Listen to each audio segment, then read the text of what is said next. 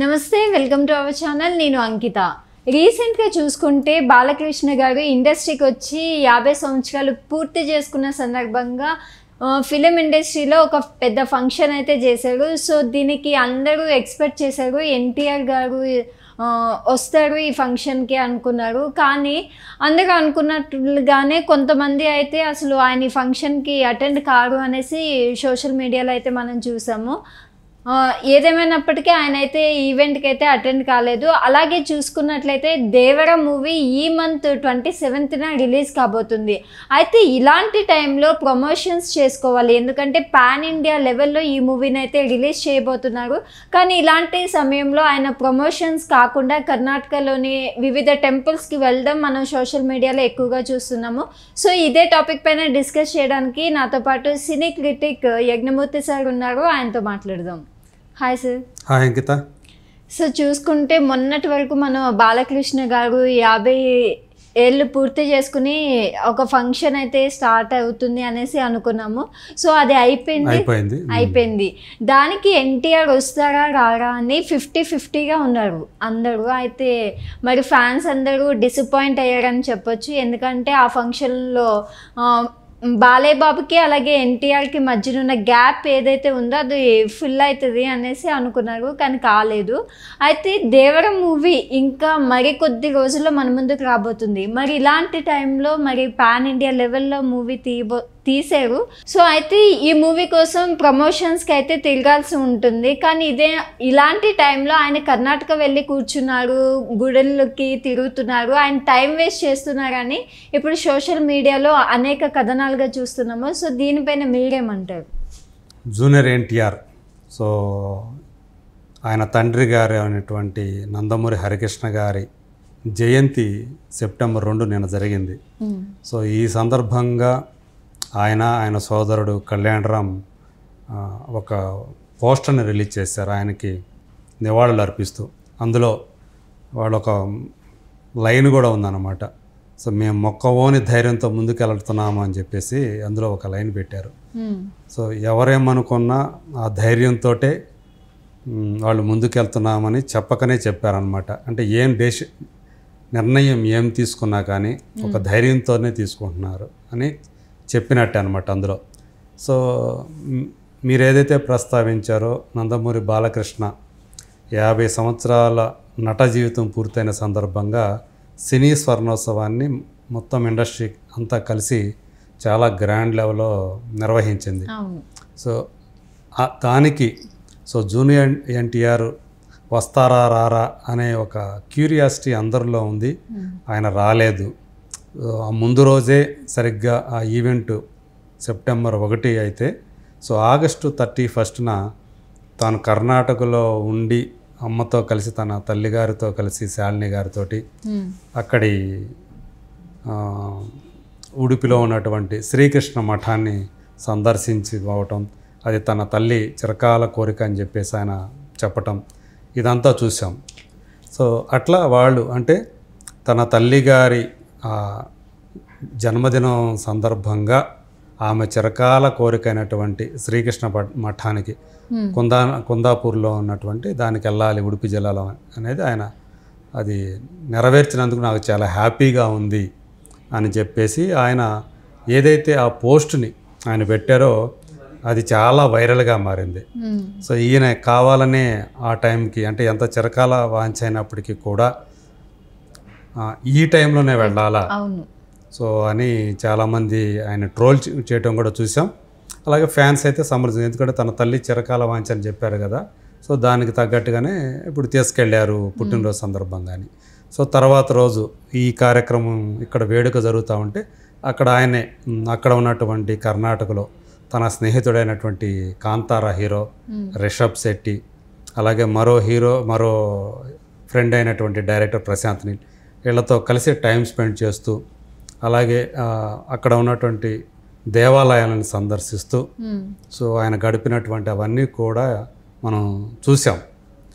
So అంటే ఇక్కడ బాలకృష్ణ గారి దానికి కనుక వచ్చి ఉన్నట్లయితే వాళ్ళిద్దరి మధ్య ఏదైతే దూరం ఉందని చెప్పేసి జనమంతా అనుకుంటున్నారో అది తీసేసినట్లయ్యేది. జనాల్లో ఉన్నటువంటి ఒక అనుమానాన్ని తొలగించినట్లయ్యేది. బట్ ఆయన దాన్ని ఎందుకునో దాన్ని సద్వినియోగం చేసుకోలేదని చాలామంది అభిప్రాయపడుతున్నారు. సో అట్లాగే తన సినిమా ఈ నెలలోనే రిలీజ్లో ఉంది, 27వ తేదీ. దాన్ని పాన్ ఇండియా లెవెల్లో ప్లాన్ చేస్తున్నారు రిలీజ్కి, చాలా భారీ బడ్జెట్ తోటి. ఎందుకంటే RRR తర్వాత రిలీజ్ అవుతున్నటువంటి జూనియర్ ఎన్టీఆర్ సినిమా కాబట్టి. సో దీన్ని కూడా ఆయనకు వచ్చినటువంటి గ్లోబల్ ఇమేజ్ను దృష్టిలో పెట్టుకొని సో దీన్ని ఒక పాన్ ఇండియా మూవీగా ప్లాన్ చేశారు. బడ్జెట్ కూడా అలాగే ఎక్కువగా సముద్రం మీద, అంటే సముద్రం మీద, అలాగే అండర్ వాటర్ సీక్వెన్స్లు కూడా చాలా ఉన్నాయి. ఫస్ట్ టైం అలాంటి బ్యాక్డ్రాప్తో వస్తున్నటువంటి సినిమా ఒక పెద్ద హీరోకి.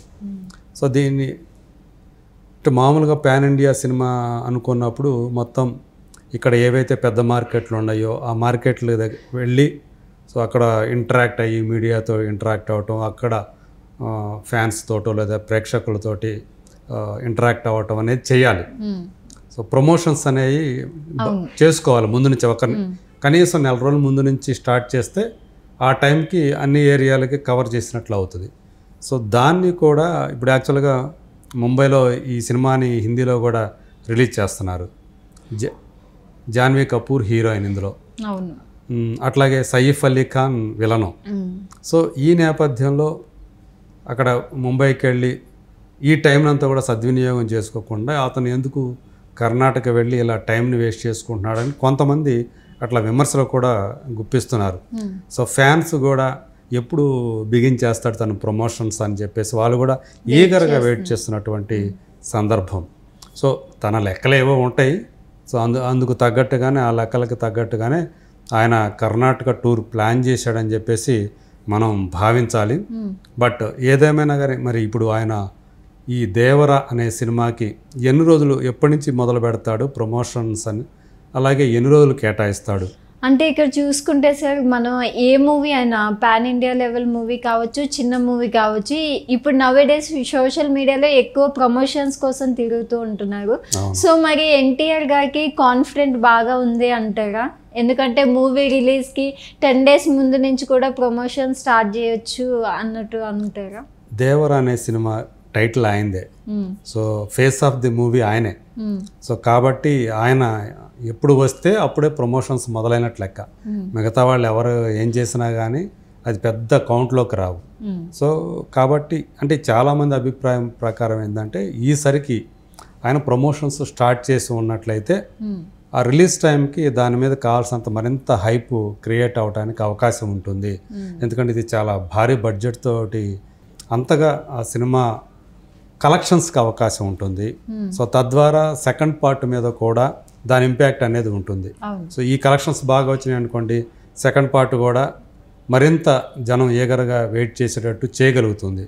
సో అందువల్ల ఈయన ఈ టైంని గనక ఇలా కాకుండా ఒక దానికి దేవర మీద గనక పెట్టినట్టు, ఈవెన్ ఒకవేళ బాలకృష్ణ దానికి రాకపోయి ఉండొచ్చు, కనీసం దేవర మీద గనక పెట్టి ఉన్నట్లయితే, దాని ప్రమోషన్స్ కోసం ఈ పాటికి స్టార్ట్ చేసి ఉన్నట్లయితే ఖచ్చితంగా సో ఫ్యాన్స్ కూడా ఎంతో హ్యాపీగా ఫీల్ అవుతూ ఉండేవాళ్ళు.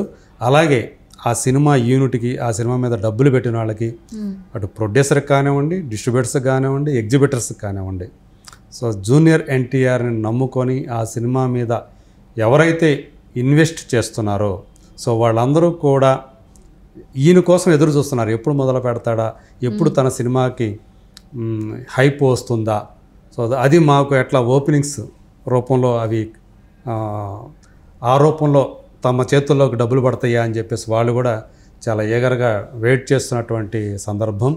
సో మరి ఎందుకని జూనియర్ ఎన్టీఆర్ ఇంకా స్టార్ట్ చేయలేదు ప్రమోషన్స్ దేవరా అనేది చాలామందికి ఒక క్వశ్చన్ మార్క్గానే ఉంది. బహుశా వీటన్నిటికీ చెక్కు పెడుతూ, ఈ ప్రశ్నలన్నింటికీ, ఈ అనుమానాలన్నింటికీ తెరదించుతూ ఈ వారంలోనే, ఈ వీకెండ్ లోపలనే కనుక ఆయన ప్రమోషన్స్లో స్టార్ట్ చేస్తే, ప్రమోషనల్ ఈవెంట్స్ కనుక మొదలు పెడితే కనుక దేవర రిలీజ్ టైంకి 27th కాబట్టి, సో మధ్యలో కరెక్ట్గా చెప్పాలంటే ఒక 3 weeks మాత్రమే గట్టిగా ఉన్నాయని అనుకోవాలి. సో ఈ 3 weeksలో ఎంత వీలైతే అంత ఆయన సో కష్టం అనుకోకుండా, శ్రమ అనుకోకుండా తిరగాలి, కష్టపడాలి, తన సినిమాని ప్రమోట్ చేసుకోవాలి. అప్పుడే ఆ దేవరకి దాని మీద ఏదైతే అమౌంట్ పెట్టారో చాలా భారీ స్థాయిలో, సో అది రావటానికి ఓపెనింగ్ చాలా కీలకం ఈ సినిమాకి. పాన్ ఇండియా సినిమాగా రిలీజ్ అవుతుంది కాబట్టి. అండ్ ఫ్యాన్స్ కూడా బాగా వెయిట్ చేస్తున్నారు సార్. అంటే ప్రమోషన్స్ కానీ స్టార్ట్ అయితే ఇంకొంచెం ఆ మూవీ గురించి తెలుస్తుంది అన్న క్యూరియాసిటీ అందరిలోనూ ఉంది. ఏం చెప్తాడు తన సినిమా గురించి జూనియర్ ఎన్టీఆర్ ఏం చెప్తాడా అని చెప్పేసి ఫ్యాన్స్ అందరూ కూడా చాలా చాలా ఈగర్గా వెయిట్ చేస్తున్నటువంటి పరిస్థితి ఇది. సో మరి జూనియర్ ఎన్టీఆర్ ఎప్పుడు చేస్తాడు అది అందరం కూడా ఎదురు చూస్తున్నాం. మనం కూడా చూద్దాం, ఈ వీకెండ్ లోపల ఆయన మొదలు పెడతాడని చెప్పేసి ఆశిద్దాం. Okay, thank you sir. Thank you.